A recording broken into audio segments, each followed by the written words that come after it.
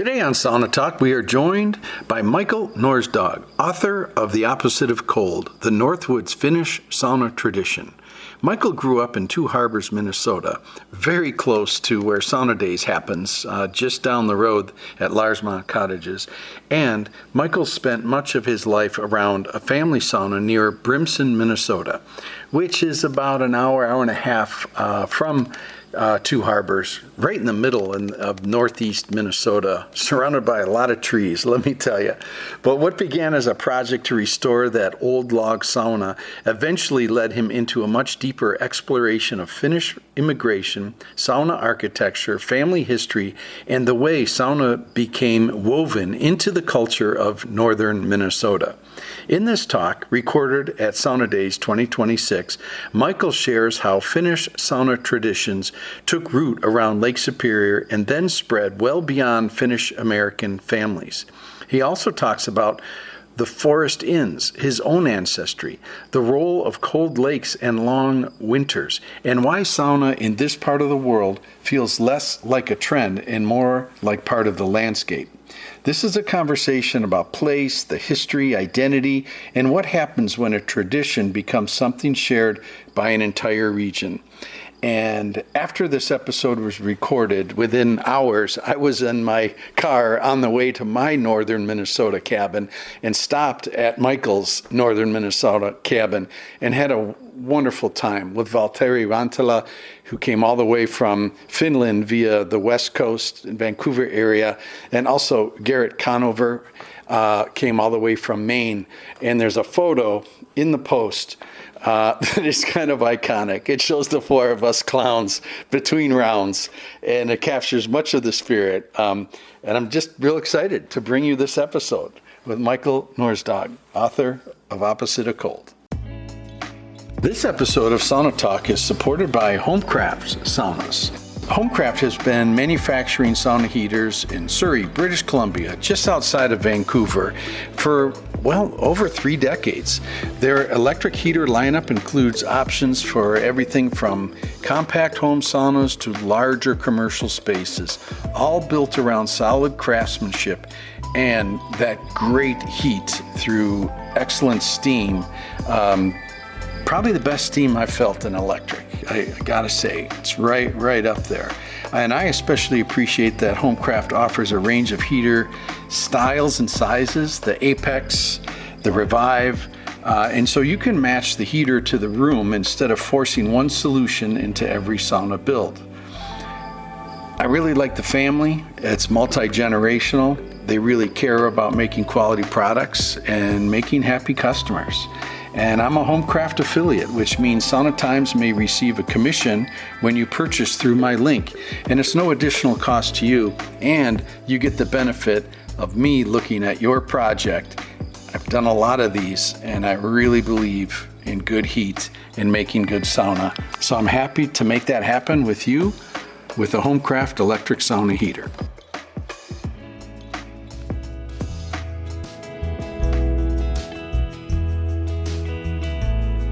Welcome to a 2-and-8er, right, Michael? Is that best to describe, because your cabin is 2-and-8, right? 2-and-8, and my hometown is right up the coast here, just about 6-7 miles. Yeah, awesome. So not too far away, and we have this common thing where 2-and-8, even as a big part of our DNA, is also you get up to your cabin in winter. Year round, for sure. Yeah. Mm-hmm. Yeah. And when you hear 2-and-8, what does that mean to you in terms of ethos? This is the area code of northern Minnesota, and I thought no better place to start. Yeah. What does it mean to you, that whole northern Minnesota vibe and region? So I'm from here. I grew up in Two Harbors, Minnesota. I have a family cabin just 20 miles from where we are right now. I'm up here a lot. I actually live in Wisconsin, in southwest Wisconsin, where the area code is 608, but my cell phone has a 218.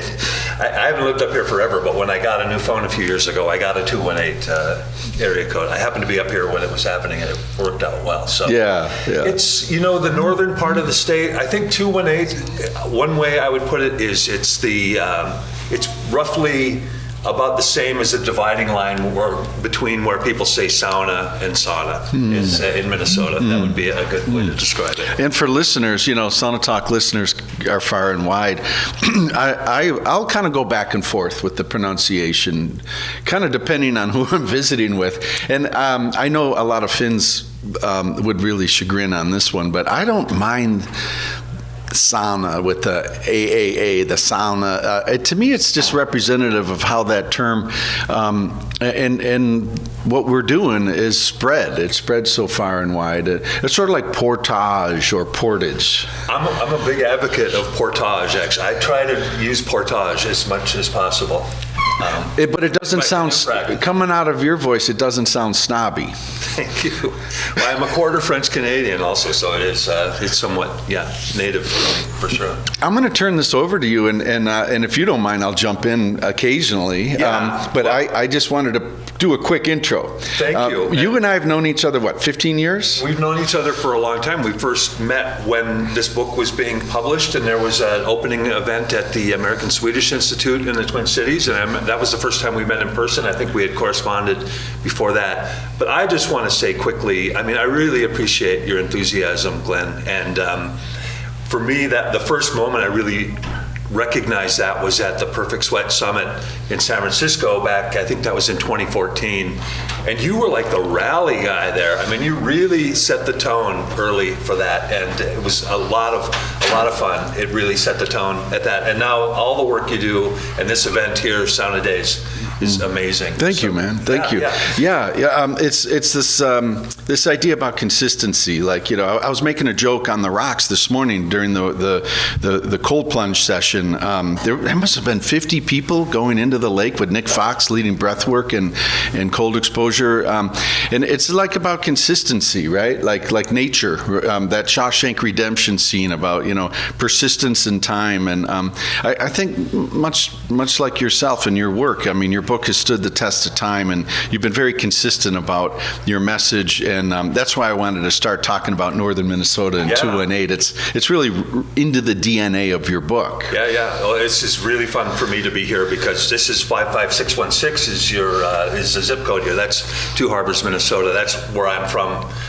4 generations deep. All my great-grandparents raised their families up here on the North Shore, and it's truly sauna country up here. So just to go back to details here, my name is Michael Nordskog. I wrote a book published in 2010 by the University of Minnesota Press called The Opposite of Cold. What is the subtitle there? The Northwoods Finnish Sauna Tradition. You may notice that the word Northwoods and the name Nordskog are the same word. Norwegian Nordskog means Northwoods, so I like to think I had some credibility with that. This is a very Scandinavian American part of the country, as a lot of you folks know. Obviously, where we are today, Larsmont, it's called Larsmont.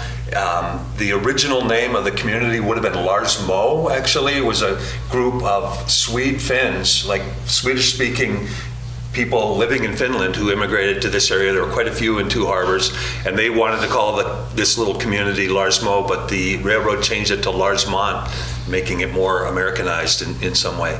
But anyway, welcome to Larsmont. And my book documents the introduction and endurance of the specific Finnish sauna culture here in areas of North America, but primarily within the Lake Superior area. We have Lake Superior as our fabulous backdrop, and this is an area where a lot of Finnish immigrants arrived and thrived and brought this particular type of sweat bathing culture here, and it's featured all over the landscape, but particularly around the lakes, the beautiful lakes of this area. And the book won plenty of great awards. I was very proud that we won the Minnesota Book Award for General Nonfiction. Also received an award from the Minnesota Association of architectural historians, which was a real honor. The book is about buildings quite a bit, and it's done well and continues to do well in no small part thanks to my collaborator, Aaron Hautala, who took all the great pictures that are in the book. So I'm often asked what was the motivation for me to write it, and the best answer is that the log cabin, the log sauna there that you see on the cover of the book is at my family cabin in northeastern Minnesota. That's just 18.7 miles as the crow flies from where we are right here, kind of due inland up over the ridge a little bit, up in an area called Brimson.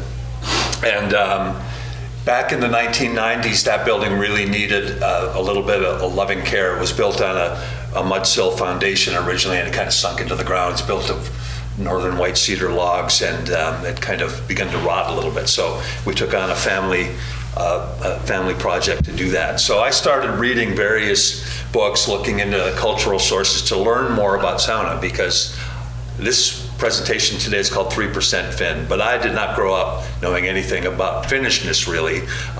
So I started reading, I knew a lot of Finns from high school and such, but I didn't have any Finnish family traditions. So I was reading books like John Vertinen's The Finnish Sauna and The Sauna Is by Bernard Hilila, and of course discovered this amazing book from the 1970s called Sweat by Mikkel Oland, and began to understand the traditions behind the buildings more broadly. And I'd been using the sauna all my life up there, at the family cabin, because my grandparents, Louis and Mabel, had bought that property from a Two Harbors couple, Wilho and Fanny Puikinen, who were Finns, and soon after I was born. A quick question on that one. Going back to high school, so a lot of Finnish Americans in your school. Yeah. And good friends. Oh yeah. How were they? How were the Finns, your classmates, like identifiably different in any way as Finnish immigrants compared to you as only 3%? I'm glad you brought that up, because looking back, in a lot of parts of the country, especially among European Americans, there's a group that's kind of singled out in certain areas for maybe jokes and such. And there certainly was this sort of, again, within this largely white community on the North Shore, there were a lot of jokes about Finns. There were Finnish language among these Nordic people. The language is really distinct. So cool, good. Yeah. Give us an example of how a Finnish American 17-year-old was maybe a little different than the others. One thing I recall is that people would kind of make fun of the colors Finnish people would choose to paint their houses. I don't know if that resonates at all, but it was like there was a little more imagination. Now that's not just limited to Finnish people in any sense, but. And was sauna part of your high school? Did the Finns, your friends and your Finnish friends, draw you into sauna? Well, there was no varsity sauna team or anything. Yeah. Like there could be now, but sauna was very, very well. It was just really commonly known among people. People knew what it was even if they didn't take one regularly, because this is Minnesota, and it's like every other family in Two Harbors had a family cabin on a lake nearby somewhere, generally not Lake Superior, but on the inland lakes where it would be a little warmer in the summer. And so it was something that was very familiar, certainly, yeah. So for the most part, in my practice with brothers and friends, we would use the sauna as a warming house, basically, between swimming rounds in the spring-fed lake where my cabin is, which is pretty chilly year-round for sure. But the older I got, the more I began to appreciate the hot room side of things and the magic of the thermal contrast, heat with the cold lake or the powdery snow in the winter, and eventually even through the ice in the winter. So our sauna is this expertly crafted log structure made from northern white cedar. Thuja occidentalis is the species, really a beautiful tree and a really long-lasting wood with this distinctive smell. It was very popular in sauna construction, and because it had settled in, it needed some work. And as I was talking about some of the various sources for what saunas should look like, how they're built and why they were built in certain ways, I came across a book called Smoke Sauna by Risto Vuola-Apiala. And I'm just going to run through, before I go into that book here, because I have a slide with that, I'm going to catch up here a little bit with these slides. And this is an overview of the little coastline, Suomi Cove, I call it, on our lake up there. And this area here was 7 or 8 families from 2 harbors all platted this 40 up there, and with these wedge-shaped parcels, and they all came down to the lake. And virtually every one of these properties has its own sauna up there. And they were, mostly 2 harbors people, a couple of families from Duluth. And that's the environment I grew up with up there. So this is a picture of Aaron's from the opposite of cold, and that's me doing a cannonball off of my neighbor Ruth's sauna there. I love this view here. You see that tree in the background there. We used to high five that tree coming in water skiing all the time into the cove there, and beautiful thing. And this is the tree as of last summer. It's showing me that maybe my days are numbered here on this earth, but time passes, and that's just one of those icons there. So here, I'm just going to run through a few pictures of the different saunas there. I talked about the idea of color, and if you go back to the 40s and 50s, there was this very popular asphalt siding style, like you see here, that has these bright colors and the contrasting door colors there. That's another beautiful one on a point. This one is tucked into the spruces there next door to our place, and this is a particular one beyond ours. This is the other one I probably used the most. In fact, I borrowed that sauna quite a bit when our sauna was under reconstruction. And how far from your cabin is this one? It's next door. Right next door. Yes, yeah. And the properties are all, we're talking like 50 80, foot? 90 feet of shoreline each. So everything's kind of wedged in right together. And what's the stove in here? They're all custom, purpose-built by local people, and very cool. And ours is too. You've been in our sauna before, and I know you've marveled at the massive heat in that thing. It's really big. It consumes a lot of wood, and probably one of these years we'll upgrade it for something a little more efficiency, and probably a Kuma, honestly.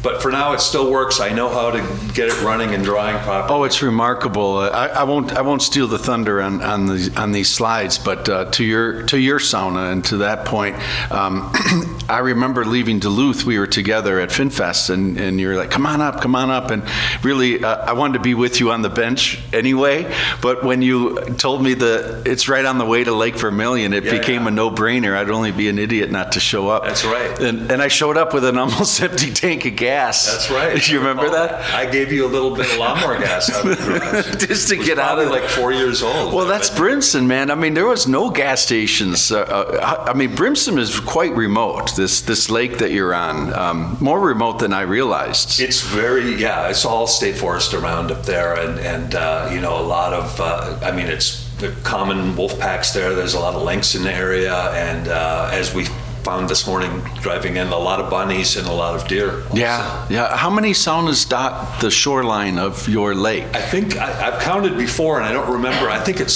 17 saunas on that lake. That's amazing. Something in that. Is that a testament to the Finnish American, immigrants of the area, or how would you aspire that? The ones I'm showing you here on this shore, and this is another one on the next door on the other side, and this shows how these are 2 saunas right next to each other. Like on the property line there.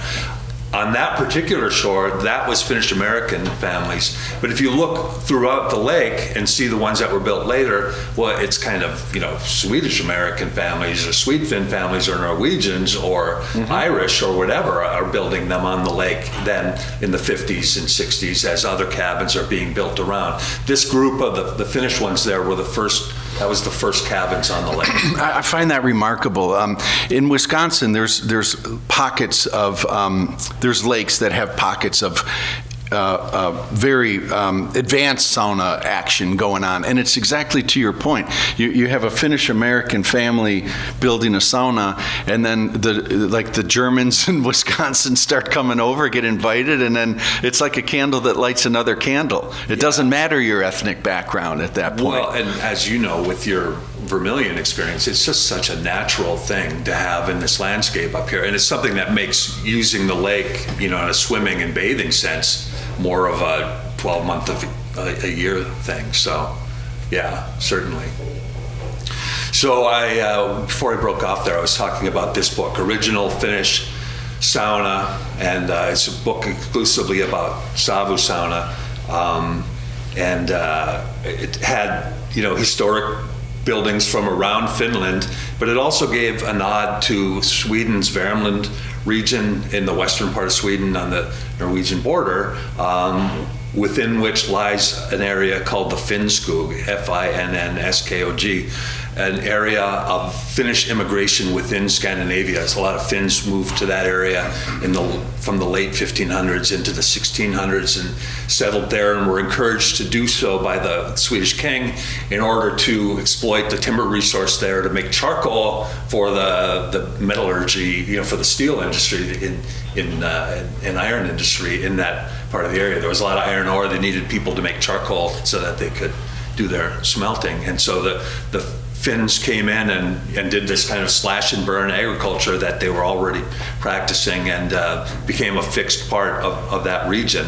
This is the land of life in the Finnish woods, the famous waltz that everyone's heard, probably can remember the melody to that. And when you hear that, you think, oh, the Finnish woods of Finland, but actually it's the Finnish woods of Sweden and Norway up on the border there, and the people are referred to as the Forest Finns.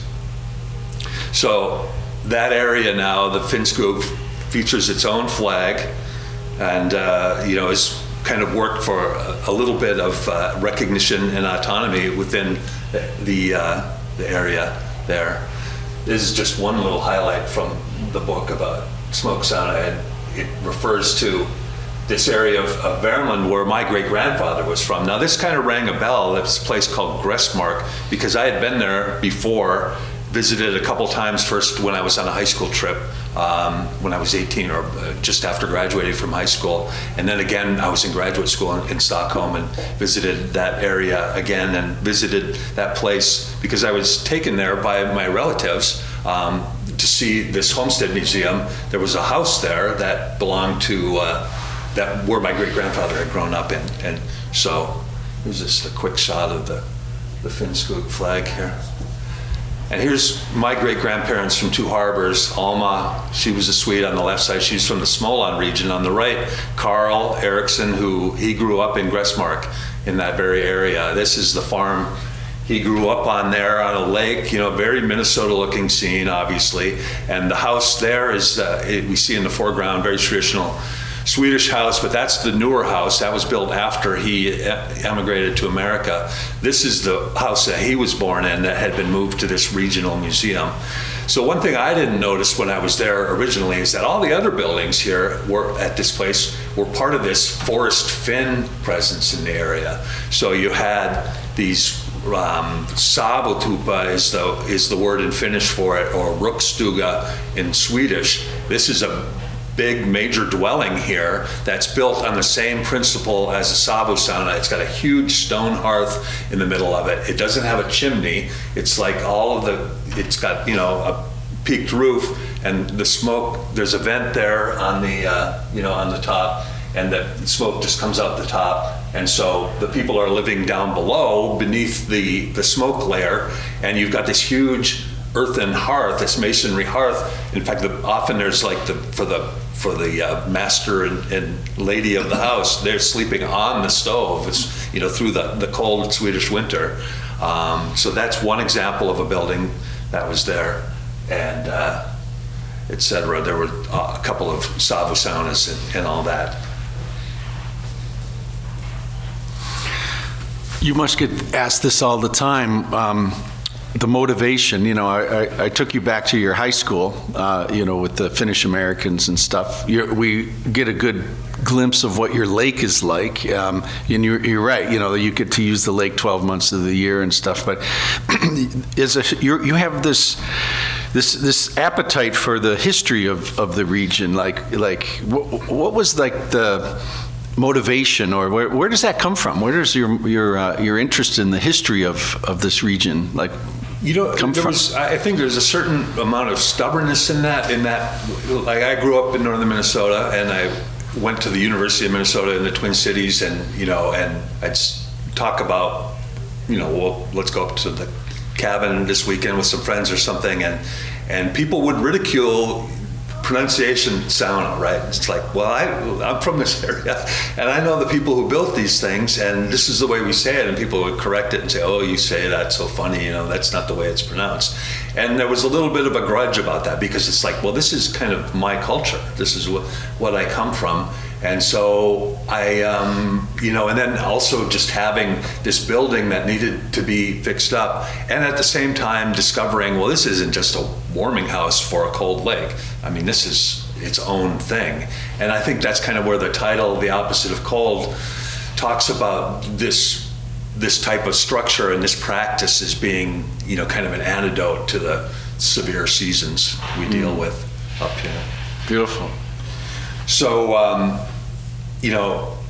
kind of just cutting through a lot of this stuff here, I eventually, like a lot of people, have delved deeper into personal history and ancestry. And of course, with ancestry.com and these online things, and it's so easy to do a DNA test, we eventually did that in my family. And in the long run, I found out, I suspected, of course, because my great-grandfather's house was at this predominantly Forest Finn Museum, maybe there's some connection there. And asking some relatives in the area, they said, yeah, there were probably some Finns from the hill farms that were married into that place. But it took a long time, and eventually I did come up, with this 3% Finn in my DNA when I had it tested, and that was really quite a remarkable thing to establish somehow, because I've been working on and written this book and lived within this subculture here where, I really admire the persistence of Finnish immigrants, the maintenance of their culture against a lot of difficulties. The linguistic difficulties was, I think, more difficult for Finns to learn English and adapt than maybe for Swedes and Norwegians with the Germanic language. And so just to find out a little bit of that, and that it came through that area, was really cool. And the family tree, you kind of build it out, and it was still all these Swedish names there and everything. But meanwhile, I've just continued giving a lot of talks and things. And last year, actually, I was going to be here at Sauna Days. Last year, we had agreed to do that, and then I started scheming about a trip to Norway. So I called Glenn and I said, let's maybe try it next year. I almost got you to cancel your flights to come to Sauna Days. That's how awesome this is. Yeah, that's right. If I'd only known. I'm really looking forward to saunas today. I did stop by a couple years ago to drop off a book, and I was in the midst of helping my dad move, and I had a trailer full of stuff, so I didn't get to indulge in sauna. And I was like, wow, this is amazing. I saw that in your eyes a couple of years ago. Yeah, you literally almost kept the car running, kind of a thing. Yes. You were just traveling through, and I saw in your this envy in your eyes of, I don't want to leave. And then last year Norway, and here you are this year. Yeah. Can I jump in on that? And I don't want to take you off your thing, but I do want to talk about Sauna Days with you. Next picture, perfect. Which is this is Oslo. Yes. Last year I went with my daughter to kind of explore our Norwegian heritage a little bit, and visited the farm in southwestern Norway known as Nordskog, and got to tour around there and have probably 35 farms in this one particular region where I had ancestry. It's really, really fun for me to delve into that stuff and plot out the maps. It's definitely one of my geekier things that I like to do. And so we were able to explore and, just drive by all these really scenic, beautiful areas, and with a couple farms, really explore them. one of the things that was really cool about Norway, and it's like southwestern Norway isn't really an area where you think about sauna presence much, unlike, north of Oslo in the Finnskog, there's that long tradition there. But anyway, sauna has really, badstue, as they say in Norway, or they call it sauna quite commonly as well. But like the waterfront scene there, the badstue forening, this sauna society in Oslo, if you ever are in Europe and you want to really get some good variety of sauna, check out Oslo. But anyway, in the southwestern part of the country as well, there was just like there were saunas all over on the waterfront, like is happening in this part of the country.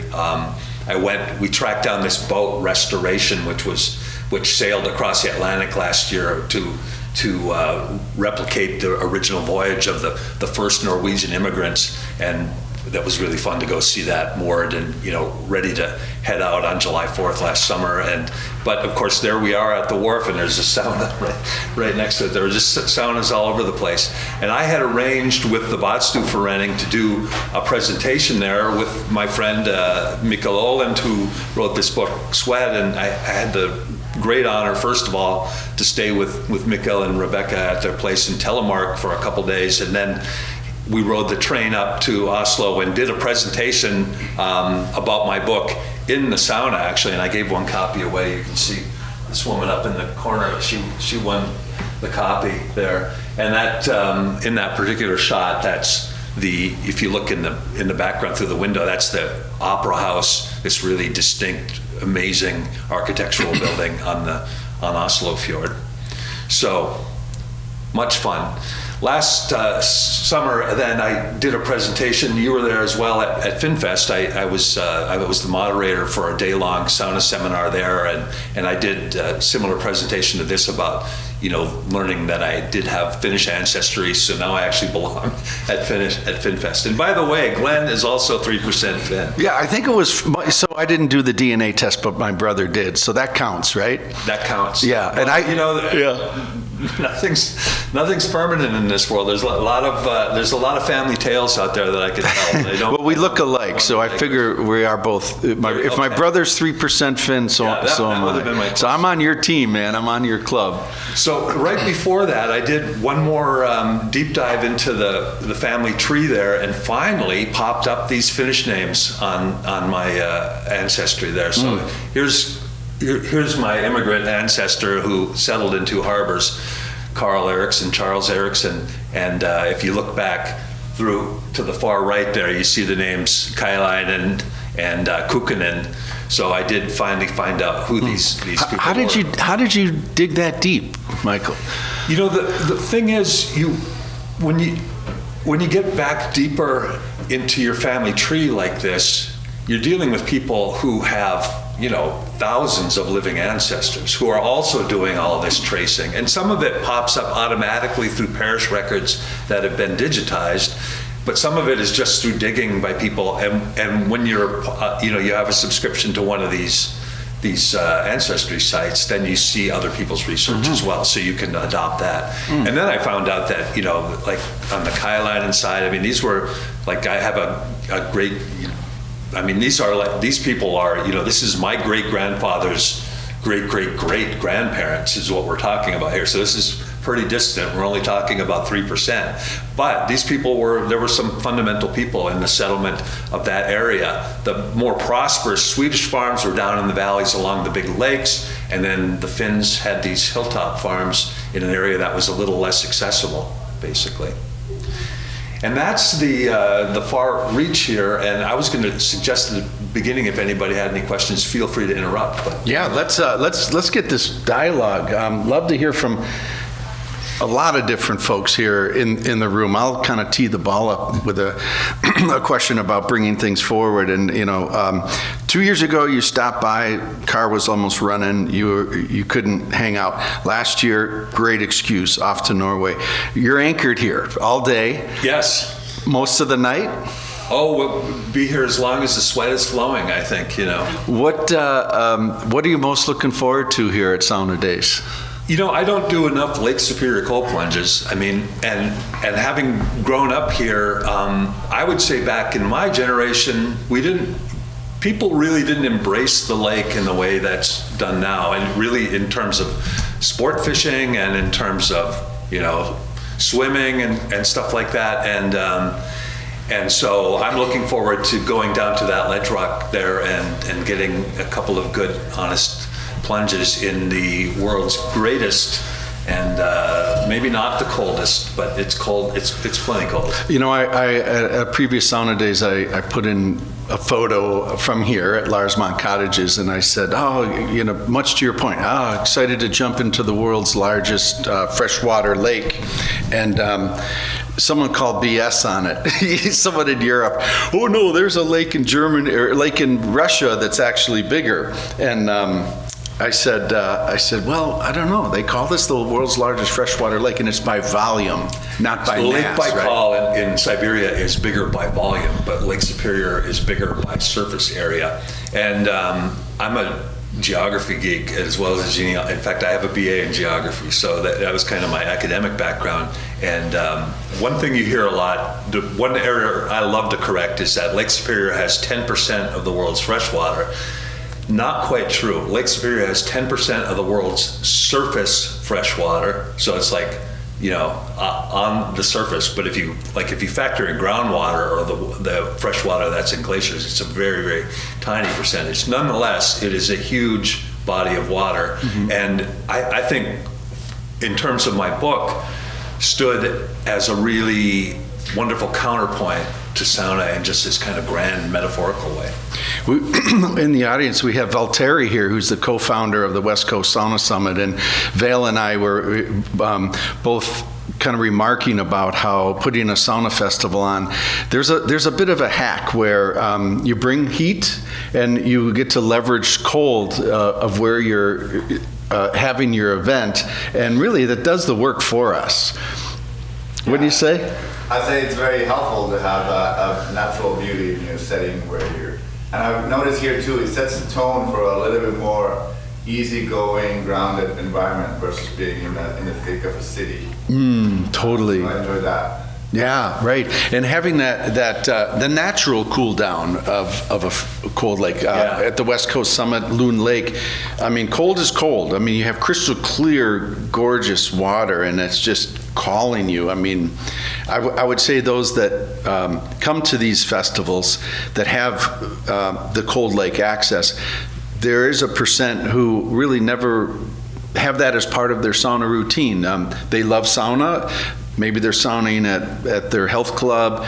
Maybe they have their own sauna in their own backyard, and maybe they have one of these cold plunges. But man, what a great hack to use nature and cold water of a lake just for that, and then also the beauty is, And the other thing I'm really looking forward to today is such an array of curated buildings here today. I mean, there's the fixed one that belongs here full time, and then just this variety, and to be able to sit in all these different rooms and experience how they perform differently and such. I mean, you got the technical side of that down, and I have built my own sauna at home and on this farm in Southwest Wisconsin, and I'm very proud of that. But we all kind of learn by trial and error to some degree, and I'm certainly a student of the physics of the building and everything. So I'm really looking forward to getting on the bench with all the folks here.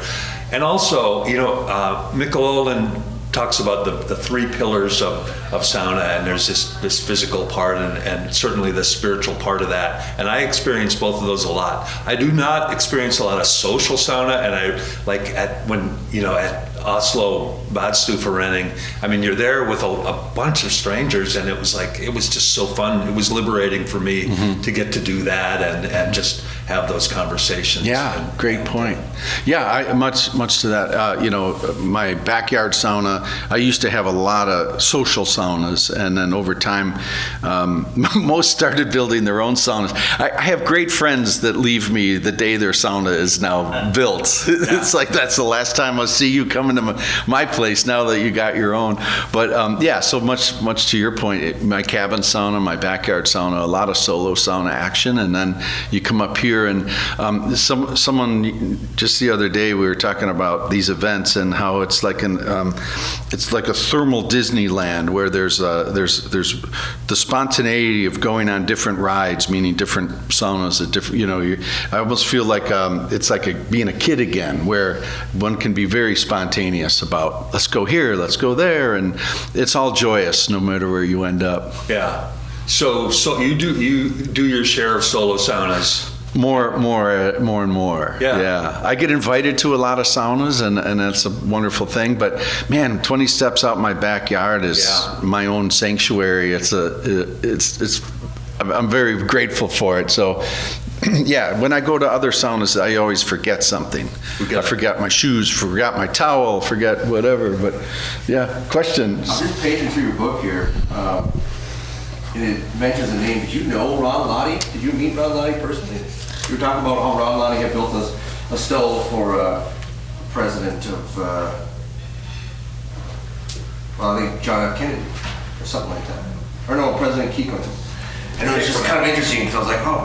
I actually bought Ron Lottie's old house. Oh, really? Yeah, years ago. As a family, we did. I don't know him personally, and honestly, I'm not really familiar with what you're. It's in your book. I'm terrified of reading my own book, honestly, because you. Odd connection. No, that's cool. That's really cool, though. Now I want to read through it, spend some time with it. Yeah. Very neat. Someone of you want to ask Michael a question about his book, Opposite of Cold? His journey here, Two Harbors, northern Minnesota. Anything come to mind? Mossy Ben, you good? Yeah. Good. Thanks for coming, Michael, to this. Val, you got any question or thought? Yeah, I think the thought, like one of the photos that you had there where you were jumping into the lake and doing a little cannonball, that could be exactly from Finland, that specific photo, and just the lake side, like the country of 100,000 lakes, Finland as well, small ones, not like Lake Superior, but there's a lot of similarities to lakeside sauna and then coming here. So I can just imagine how people felt like home when they would move here. Yeah. And establish new lives in North America. And also really well adapted to the mid-continent, really cold winters as well, which is, a tough thing to adapt to. And the Finns, a little bit uncharacteristically for this part of the country, as immigrants, to a large degree attempted to return to farming from like mining and forestry jobs. And this is not great farming area in northeastern Minnesota or northern Wisconsin or the UP, but you can have your hay farms and little dairy farms and stuff like that. But it was really this tenacity to get back into the country for a lot of people. And of course, the cliche about that, which bears out as true, you hear it from every family. My great grandparents built this farm up in Embarrass or Palo or Nagani, and the first building they built was the sauna when they cleared the land, and that kind of bears out as true. And the basic idea there is it was a smaller building with a hearth that they could heat up and live in, originally. But anyway.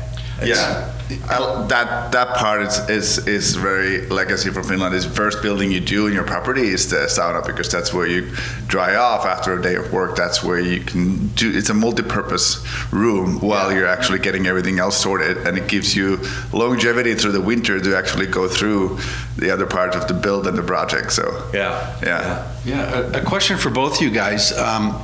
Permits. I think I know the answer to this one, Michael, about Brimson and your lake.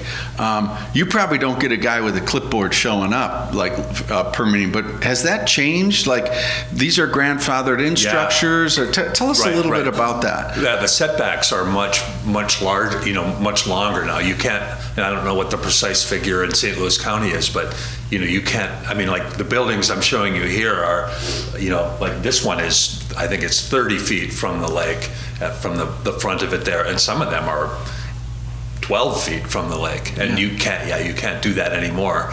And I do know the workaround that certain people use in those settings is, well, you build your sauna on a skid foundation, and then you can, and when you get a complaint about that, you can just skid it back the proper amount.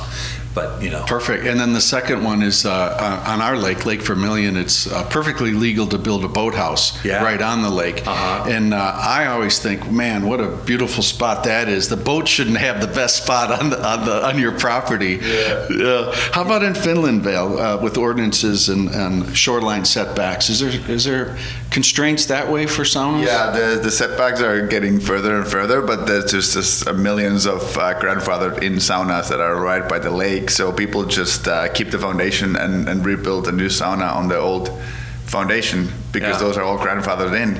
And there's so many of them. And if you drive a boat in a lake or a Baltic Sea in Finland, it's like every building you see in the shore has a little chimney, and it's definitely a sauna building. So Yeah, magical. So to your boathouse idea there, I'm here with my friend Rolf from, we grew up together in Two Harbors, and he's another sauna aficionado, but we got up to Brimson not too late, we went out for a burger at the local tavern, and our waitress was telling us about how they just converted their boathouse to a sauna, actually.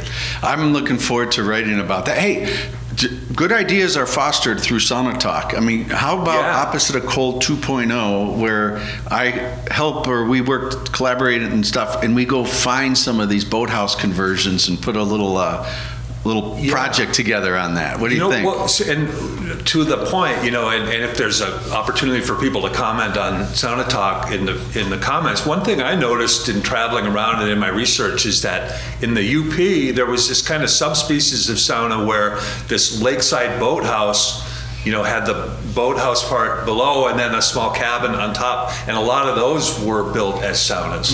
So I've never seen that in northern Minnesota anywhere, but I'm sure it exists somewhere. It's a great idea.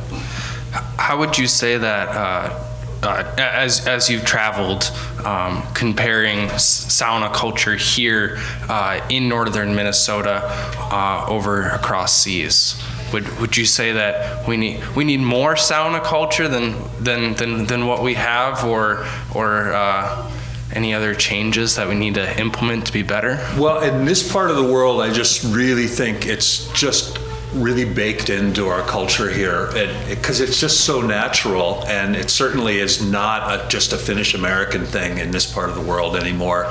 And I think it compares quite strongly to what you would see in the internal, like the lakes area of central Finland, with the same kind of frequency. And in fact, there was a geographer at the University of Minnesota Duluth for years named Matti Kaups, I think he grew up in Estonia, and he taught here in Duluth for a long time. He did a lot of research about Finnish type buildings, and he found that the incidence of sauna and farmsteads in northern Minnesota was more likely for there to be a sauna on a farmstead in northern Minnesota than there was in central Finland even. So we're doing well here, and if you talk to the sauna manufacturers, I mean, it's just like sauna is booming in terms of having that personal space that you build. So I think it's got its own momentum, and I don't think it's a fad in any way. Yeah, well said. Good. Well, thank you for being here. It's kind of funny. There's who am I thinking of? I know. It seems like the closer one lives to Larsmon Cottages, the harder it is to get you guys to come to Sauna Days. This is now the third attempt for you to get here, and you're here. Yeah. And how far is it to your cabin from where we're sitting? It's 18. It's a little over 18 miles as the crow flies. What was it? It's about 25 miles via the back roads. Yeah. It's amazing. You could literally almost ride your bike to Sauna Days. Yes, downhill the whole way. That's right, each way. Final thoughts, questions for Michael? Thank you for coming and being a part. Yeah. And Rolf, could you break out I brought along my own personal copy of the Finnskog flag today, which we fly on sauna nights at home. And it's, the typical Scandinavian flag design, but with this more animistic heart to it. There's some great symbolism in there that I'm not going to try to unspool here right now. Yeah, that's great. Yeah, fantastic. Thank you, Michael. Thanks for showing up, folks. Appreciate it.